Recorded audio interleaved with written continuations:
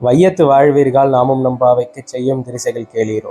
பார்க்கடலுள் பையத்து இன்ன பரமனடி பாடி நெய்யுண்ணோம் பாலுண்ணோம் நாட்காலை நீராடி மையிட்டெழுதோம் மலர்ட்டு நாம் முடியோம் செய்யாதன செய்யோம் தீக்குறளை சென்றோதோம் ஐயமும் பிச்சையும் மாந்தனையும் கைகாட்டி உயுமாறெண்ணி உகந்தேலோர் எம்பாவாய். இந்த பாசுரத்துல நாச்சியார் கிருத்திய விவேகம் பண்றாங்க. அதாவது செய்ய வேண்டியவை செய்யக்கூடாதவை இது ரெண்டுத்தையுமே சொல்றாங்க.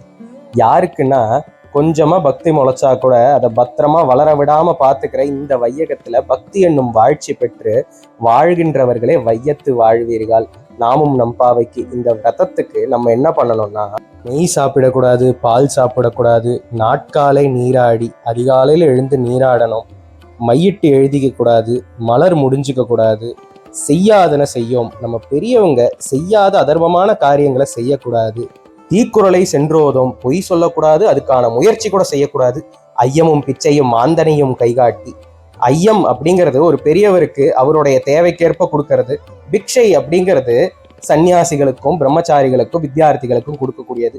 அதை ஆந்தனையும் அவங்க திருப்தியாகிற வரைக்கும் கொடுக்கணும். இது எல்லாத்துலயும் ஒரு சூக்ஷ்மத்தையும் வச்சிருக்காங்க பெரியவங்க. மலரிட்டு நாம் முடியோம்னு வரும். எப்படி எடுத்துக்கணும்னா, மையிட்டு நாம் எழுதோம், மலரிட்டு நாம் முடியோம். நாமா மையிட்டுக்க மாட்டோம், நம்மளா மலரிட்டுக்க மாட்டோம். கண்ணன் மையிட்டு விட்டா மலரிட்டு விட்டா அதை ஏத்துப்போம். ஏன்னா இந்த விரதம் பண்றதே கண்ணனுக்காக.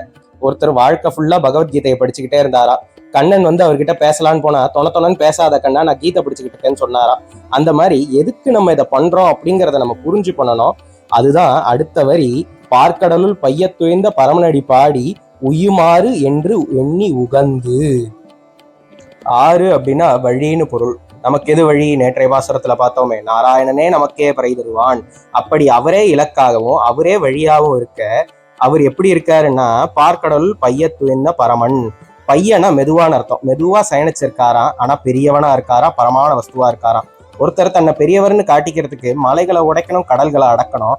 ஆனா இவர் யாருக்கும் தன்னை ப்ரூவ் பண்ண வேண்டாம் அப்படிங்கிற நிலைமையில இருக்கிறதாலேயே அவர் பெரியவரா இருக்காரு. ஆனாலும் தன் அடியார்களுக்கு இனியவனாவும் இருக்காரு. அவரை உகந்து இந்த கிரியைகளை நம்ம செய்யணும் அப்படின்னு ஆண்டாள் சாதிக்கிறாங்க. யதிராஜோ விஜயத்தை.